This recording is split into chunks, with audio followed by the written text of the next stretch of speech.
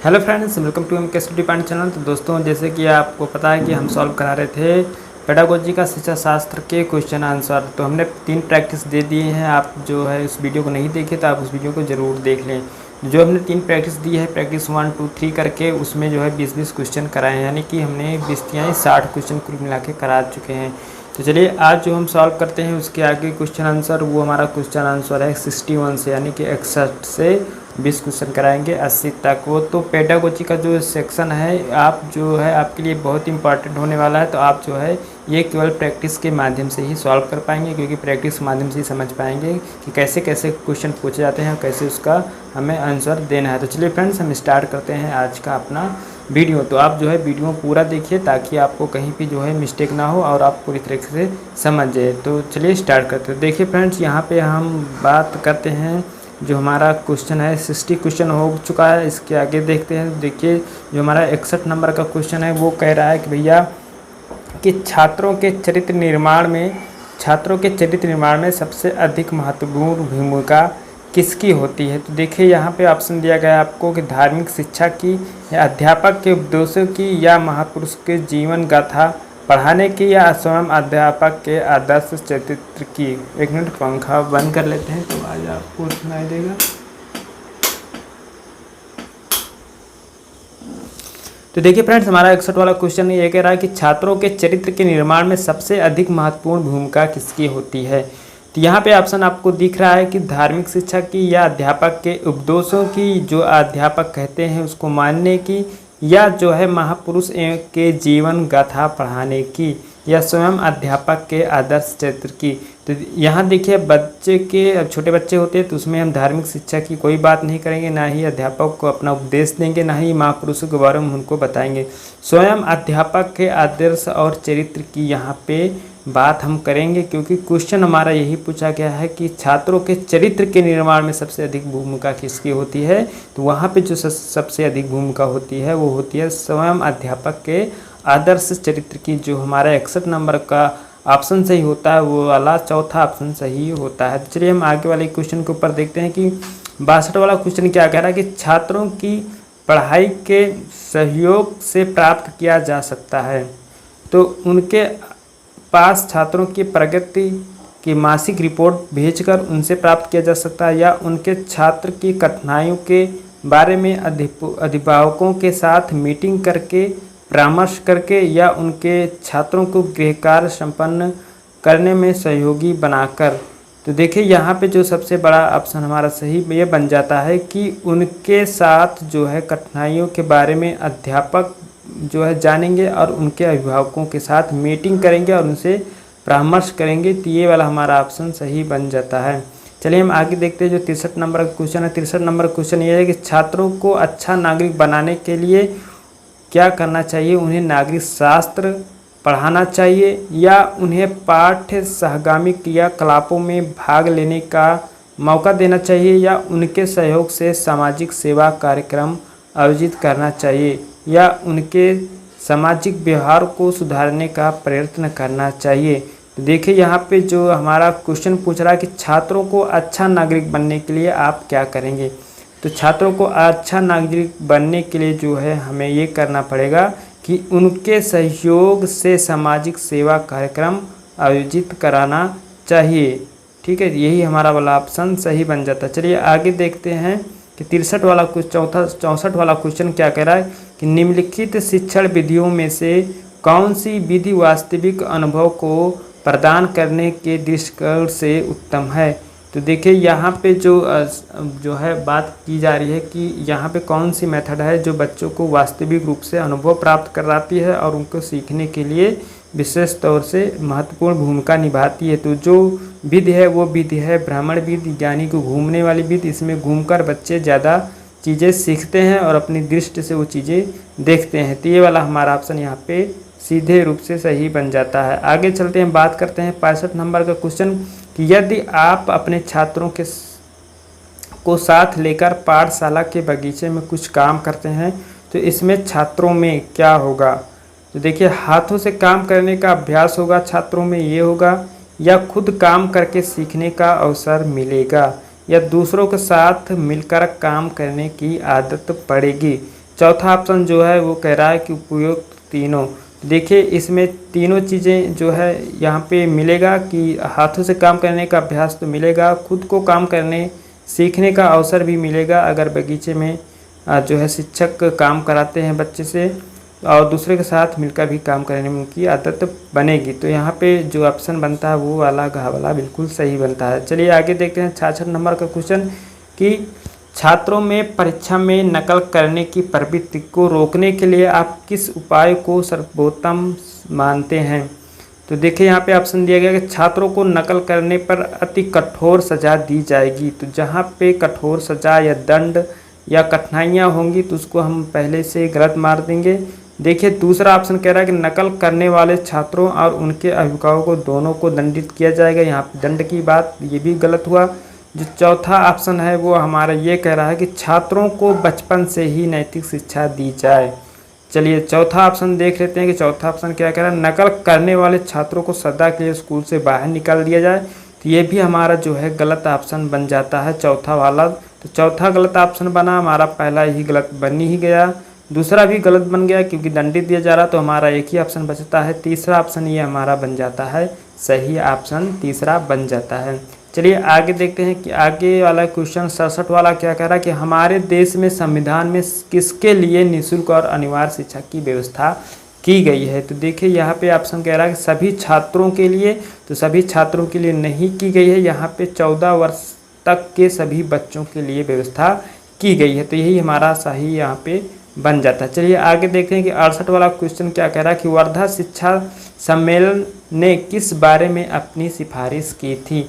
तो देखिए वर्धा शिक्षा जो है सम्मेलन ये हुआ था हमारा, आगे भी ऑप्शन है, ये हमारा जो है वर्धा में ही हुआ था। और यहाँ पे जो बातें की गई थी कि यहाँ पे जो शिक्षा जो है उसके लिए रोजगार और उन्मुख बनाने के बारे में थी। यही ऑप्शन हमारा यहाँ पे सही बन जाता है। तो देखिए यहाँ पे 69 वाला क्वेश्चन कह रहा है कि बेसिक शिक्षा के अध्यापकों की ट्रेनिंग के लिए पहला ट्रेनिंग स्कूल कहाँ खोला गया था। तो जो है अध्यापक के लिए जो पहले ट्रेनिंग स्कूल खोला गया था वो वर्धा में खोला गया था। ये हमारा ऑप्शन यहाँ पे सही बन जाता। देखिए जो 68 नंबर का क्वेश्चन है वहाँ से 2 क्वेश्चन बन गए। वर्धा सम्मेलन आपको देखिए कितना इंपॉर्टेंट है, इसलिए आपको जानना जरूरी है कि वर्धा सम्मेलन में जो है पहली बार ट्रेनिंग स्कूल खोला गया था अध्यापकों को शिक्षा प्रशिक्षण करने के लिए, और वर्धा सम्मेलन में ही जो है बात की गई थी कि शिक्षा को रोजगार और उन्मुख बनाने के बारे में। अब चलिए बात करते हैं 70 क्वेश्चन के ऊपर कि निःशुल्क और अनिवार्य शिक्षा जो प्राइमरी शिक्षा होती है उसको लागू होने के फलस्वरूप बालकों में साक्षरता बढ़ी, देश में साक्षरता बढ़ी, ग्रामीण क्षेत्रों में साक्षरता बढ़ी या उपरोक्त तीनों। तो यहाँ पे देखिए उपरोक्त तीनों होगा क्योंकि बालकों में भी साक्षरता बढ़ी है, देश में भी साक्षरता बढ़ी है और ग्रामीण क्षेत्रों में भी साक्षरता बढ़ी है। तो हमारा जो ऑप्शन सही बन जाता है वो वाला 70 का घ वाला ऑप्शन सही बन जाता है। आगे हम चलिए बात करते हैं कि 71 नंबर क्वेश्चन कह रहा है कि प्रधानाचार्य प्रिंसिपल यदि अपने कुछ अधिकार अध्यापक को सौंप देता है तो इससे सबसे बड़ा लाभ यह होता है कि अध्यापक को खाली समय नहीं मिलता, अर्थात वे किसी न किसी काम में व्यस्त रहते हैं। तो ऐसा नहीं है, तो यहाँ यहीं से स्पष्ट हो जा रहा है कि ये गलत है। चलिए दूसरे ऑप्शन देखते हैं। प्रधानाध्यापक का काम हल्का हो जाता है, ऐसा भी नहीं सोचना चाहिए। अध्यापक में जिम्मेदारी और सहभागिता की भावना पैदा होती है। चौथा जो ऑप्शन है प्रधानाध्यापक की अनुपस्थिति में कोई भी काम रुकता नहीं है। तो देखिए ये ऐसा नहीं है, तो यहीं पे हमारा जो ये गलत होगा और ये वाला हमारा सही होगा। अध्यापकों की जो है जिम्मेदारी और सहभागिता की भावना बढ़ जाती है क्योंकि उनके ऊपर किसी प्रकार का शासन प्रशासन रोकने का वो नहीं होता है। तो चलिए आगे बात करते हैं 72 नंबर का क्वेश्चन कि भाषा सीखने का प्रभावी उपाय है। तो भाषा सीखने का प्रभावी उपाय क्या है? क्या पाठ्य पुस्तक के द्वारा भाषा सीखी जा सकती है? ऐसा नहीं है।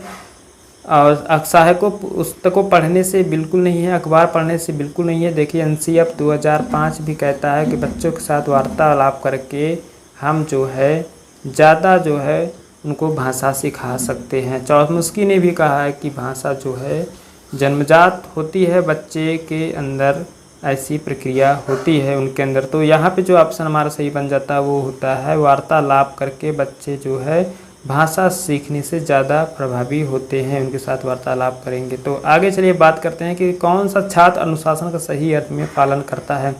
जो अपने अध्यापक की आज्ञा का आंख मूंदकर पालन करता है, ऐसा नहीं है कि आंख मूंदकर पालन करे वही अनुशासन होते हैं। जो जानता है कि किन किन परिस्थितियों में कैसा आचरण उचित होगा। चलिए आगे भी देख लेते हैं, ये तो सही लग रहा है। आगे भी देख लेते हैं कि आगे वाला हमारा ऑप्शन क्या कह रहा है। जो स्कूल में कभी उद्दंड नहीं करता, जो समय का पाबंद करता है। तो देखिए ये समय का पाबंद ये भी नहीं है, ये भी नहीं है, ये भी नहीं है, ये हमारा खा वाला ऑप्शन बनता है कि जो जानता है कि किन किन परिस्थितियों में कैसा आचरण करना उचित होगा वही अनुशासन बच्चा माना जाएगा। यहाँ पे देखिए 74 वाला क्वेश्चन कह रहा है कि यदि किसी दिन आपकी कक्षा के छात्र आपसे कहें कि उनके पढ़ने का मन नहीं है तो टीचर क्या करेंगे, कैसा उनके साथ व्यवहार करेंगे। अगर कोई बच्चा पढ़ना नहीं चाहता है तो उनके साथ शिक्षक का व्यवहार क्या होगा, इस ऑप्शन के हिसाब से क्या सही बनेगा वो देखते हैं। तो देखिए फ्रेंड्स यहाँ पे बात की है कि उनकी बात पर ध्यान न देकर उन्हें पढ़ाएंगे, तो ऐसा बात ध्यान नहीं देंगे तो पढ़ेंगे नहीं, बिल्कुल गलत। उनकी बात मानकर नहीं पढ़ाएंगे पर उनके साथ लेकर कोई सृजनात्मक कार्य करेंगे। देखिए ये सही हो सकता है। आगे देख लेते हैं कि क्या है ऑप्शन। उनकी हाजिरी लेकर छुट्टी कर देंगे, ये तो मजाकिया वाली बात, बिल्कुल गलत। उनकी छुट्टी करके स्टाफ रूम में आराम करेंगे, ये भी मजाकिया वाली बात। तो देखिए खा वाला जो ऑप्शन है वो हमारा बिल्कुल सही है। आगे देखते हैं हमारा जो 75 नंबर का क्वेश्चन है कि यदि किसी दिन वर्षा होने के कारण कुछ छात्र स्कूल नहीं आते हैं तो उस दिन आप क्या करेंगे। देखिए यहाँ पे जितने भी क्वेश्चन हैं, जितनी भी शिक्षा शास्त्र क्वेश्चन पूछे जाते हैं वो सभी क्वेश्चन समझ के ऊपर बेस होते हैं। तो आप जब तक प्रैक्टिस नहीं करेंगे तब तक आप नहीं जानेंगे किस प्रकार से हमें क्वेश्चन का आंसर देना है।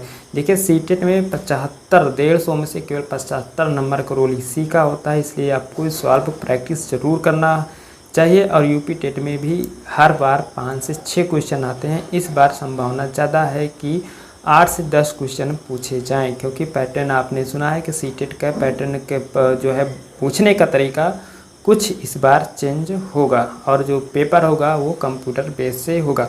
चलिए देखते हैं कि यहाँ पे क्या ऑप्शन हमारा सही होगा कि यदि किसी दिन वर्षा के कारण कुछ छात्र स्कूल नहीं आते तो उस दिन आप जो है क्या करेंगे, कक्षा में जाकर बैठे रहेंगे। अच्छा चलिए आगे देखते हैं ऑप्शन क्या है कि हाजिरी लेकर छात्रों को खाली बैठे रहने देंगे। तो ये भी गलत है, ये भी गलत है, ऐसा नहीं करेंगे। फिर उसके बाद देखिए 2 ऑप्शन बचते हैं ग और घ। तो देखिए ग क्या कह रहा है कि पाठ्यक्रम से अलग किसी छात्र उपयोगी विषय पर छात्रों से विचार विमर्श करेंगे। छात्रों के लेख सुधारने के लिए अभ्यास करने को कहकर चुपचाप, ये चुपचाप वाली बात, दंड और कठिनाई वाली बात बिल्कुल नहीं करेंगे। तो हमारा जो ऑप्शन सही बन जाता है यही बन जाता है कि पाठ्यक्रम से अलग जो है कुछ छात्र के जो उपयोगी हो, जो उनके लायक हो, उससे संबंधित हम विचार विमर्श करेंगे, यही हमारा सही बन जाता है। चलिए आगे देखते हैं। पाठशाला से नित्य सब बच्चों को एकत्रित कर और प्रार्थना करना जरूरी है। देखिए जो स्कूल में प्रार्थना किया जाता है उसका मेन उद्देश्य क्या है इस ऑप्शन में बताया गया है। तो देखिए यहाँ पे ऑप्शन, इस समय से बच्चों एक दूसरे से मिलने व बातचीत करने का अवसर पाते हैं। हाँ ये तो सही है। आम जो है ज़्यादातर यही होता है, बच्चे आपस में सब इकट्ठा हो जाते हैं, कुछ टाइम के लिए बात करते हैं। लेकिन देखिए आगे वाला ऑप्शन देखते हैं कि इस समय प्रधानाध्यापक या अन्य अध्यापक सब बच्चों को संबोधित कर सकते हैं और उन्हें आवश्यक सूचना निर्देश दे सकते हैं। देखिए कुल मिला के यही जो है सही है, क्योंकि इसमें जो है प्रधानाध्यापक का और जो टीचर होते हैं कोई भी सूचना देना होता है तो सारे बच्चे इकट्ठा होते हैं और बच्चे एक अनुशासन उस टाइम होते हैं और सभी शांत से जो सूचनाएं होती हैं सभी को एक साथ दे दी जाती हैं क्योंकि इसमें सारे क्लास के बच्चे जो है इकट्ठा होते हैं। ठीक है आगे देखिए कि 67 वाला क्वेश्चन क्या कह रहा है कि कोई छात्र लगातार काफ़ी समय तक स्कूल से अनुपस्थित रहता है तो इस पर आपकी क्या प्रतिक्रिया होगी। कोई छात्र है स्कूल नहीं आ रहा है तो शिक्षक उसके बारे में क्या सोचेगा, क्या वो अपना परिणाम देगा, क्या उसकी प्रतिक्रिया होगी। यहाँ पे बताना है, आप जानना चाहेंगे कि वह अनुपस्थित क्यों है। ठीक है ये तो जानेंगे ही। वह किसी वजह से अनुपस्थित होगा, वह किसी वजह से अनुपस्थित होगा, ये नहीं वह किसी वजह से देखिए निगेटिव बन जाता है, कोई प्रतिक्रिया नहीं होगी, ये भी गलत। यह अध्यापक का काम नहीं है कि वह पता लगाए कि छात्र क्यों अनुपस्थित है, ऐसा नहीं है। वह आप जानना चाहेंगे कि वह अनुपस्थित क्यों है, ये वाला हमारा पॉजिटिव है, तो यही वाला हमारा सही बन जाता है। आगे चलिए बात करते हैं जो हमारा क्वेश्चन है 78 वाला कि नर्सरी स्कूलों की शुरुआती किसने की थी। तो आप सभी ने पता है कि किंडरगार्टन जो पद्धति है उसके जन्मदाता कौन है, वो फारबेल जी है। तो जो नर्सरी स्कूल है ये भी जो है फारबेल जी, नर्सरी स्कूल में देखते होंगे उसमें बहुत प्रकार के कलाकारी चीज़ें वहाँ पे लगाई जाती हैं, इसीलिए लगाई जाती हैं कि बच्चे खेल खेल के माध्यम से जो है सीखें। तो यहाँ पे जो हमारा ऑप्शन बन जाता है फारबेल जी किंडरगार्टन पद्धति भी दी थी। तो चलिए फ्रेंड्स हम बात करते हैं 79 वाले क्वेश्चन में के बारे में कि शिक्षा के क्षेत्र में सर्वाधिक महत्वपूर्ण तत्व अभिरुचि है या विचार किसका था। तो जो है यह विचार था TPNN का था। यह विचार किसका था, TPNN का था। मैकडूगल जी ने जो है 14 मूल प्रवृत्तियों के सिद्धांत दिए हैं और 14 संवेगों का सिद्धांत दिए हैं। तो यहाँ पूछा शिक्षा के क्षेत्र में सर्वाधिक महत्वपूर्ण तत्व अभिरुचि है, वो है हमारे खा वाला जो है हमारा वाला सही बन जाता है। तो चलिए आगे बात करते हैं जो लास्ट क्वेश्चन है आज के सीरीज का। आजकल के आवासीय स्कूलों की तरह भारतीय पद्धति के भी स्कूल थे। तो पहले जो हमारे स्कूल थे जो आजकल के मकान वगैरह बनाए हैं, लेकिन पहले के जो स्कूल थे भारतीय पद्धति के हिसाब से उन्हें गुरुकुल कहा जाता था। क्या कहा जाता, गुरुकुल कहा जाता था। अब आगे बात कर लेते हैं कि जो हमारे 81 वाला क्वेश्चन है, तो भारत में स्त्री शिक्षा के एक महान समर्थक आंदोलन थे। भारतीय शिक्षा में स्त्री के लिए जो महान आंदोलन करता थे वो थे कौन थे, वो थे कार्बे जी थे। कौन थे, वो कार्बे जी थे। तो ये वाला ऑप्शन हमारा सही बन जाता है। आगे हम बात करते हैं 82 वाले क्वेश्चन के ऊपर कि इस समय शिक्षा का विषय क्या है। देखिए इस समय शिक्षा का विषय क्या है, समवर्ती सूची है, राज्य सूची है, क्या यहाँ पे जो है संघ सूची है। देखिए जो शिक्षा है राज्य सूची संवर्ती सूची दोनों है, तो इसलिए यहाँ पे जो हमारा ऑप्शन बन जाता है समवर्ती सूची वाला ऑप्शन बन जाता है। देखिए फ्रेंड्स हमने जो है 20 क्वेश्चन हमको सॉल्व कराने थे, 60 20 80 क्वेश्चन होने थे, लेकिन यहाँ पे मैं बढ़ता गया, ध्यान नहीं दिया, 82 क्वेश्चन हो गए। तो आपको ज़्यादा वीडियो लंबी हो जाएगी तो आप भी बोरिंग होंगे, इसलिए 20-20 क्वेश्चन सॉल्व करने में सही रहता है। तो फ्रेंड्स जो है हमने आज जो है आपको 20 क्वेश्चन कुल मिला के सॉल्व करा दिए हैं। तो आपको अगर वीडियो समझ में आ रही है, वीडियो आपको जो है क्वेश्चन सॉल्व करने में हेल्प कर रही है, तो आप हमारे इस चैनल को जो है सब्सक्राइब जरूर करें ताकि आगे भी कोई वीडियो जो है डालें तो उसको नोटिफिकेशन आपको तुरंत मिल जाए। ठीक है फ्रेंड्स, तो वीडियो को सब्सक्राइब लाइक और शेयर जरूर करें। थैंक यू फ्रेंड्स, मिलते हैं अगले अपने नेक्स्ट वीडियो में। जो हमारा नेक्स्ट वीडियो है वो एक जो है टॉपिक से होगा, एक लेक्चर से होगा, और जो है वो जो लेक्चर होगा वो होगा हमारा JB हर्बर्ट जी का होगा, जो पाठ्य योजना के 5 चरण सिद्धांत बताए थे, या सीखने के 5 चरण सिद्धांत बताए थे, या जो है आप कह सकते हो पंचपदीय जो सिद्धांत बताए थे JB हर्बर्ट जी ने बताया था। तो उस वीडियो को आप ज़रूर देखना, क्योंकि जो थ्योरी वाला पार्ट है वो आपको मजबूत होने चाहिए। ये सारे जो आप मैंने सॉल्व करा रहे हैं ये जो है सीटेट के लिए तो मोस्ट इम्पॉर्टेंट है सीटेट के लिए, लेकिन जो है यूपी टेट के लिए भी मोस्ट इम्पॉर्टेंट है, क्योंकि आप शिक्षक बनने वाले हैं तो आपको पता होना चाहिए कि हमें कैसे कैसे बच्चों के साथ व्यवहार करना चाहिए, और क्वेश्चन इससे आते भी हैं। चलिए मिलते हैं फ्रेंड नेक्स्ट वीडियो में, तब तक के लिए थैंक यू।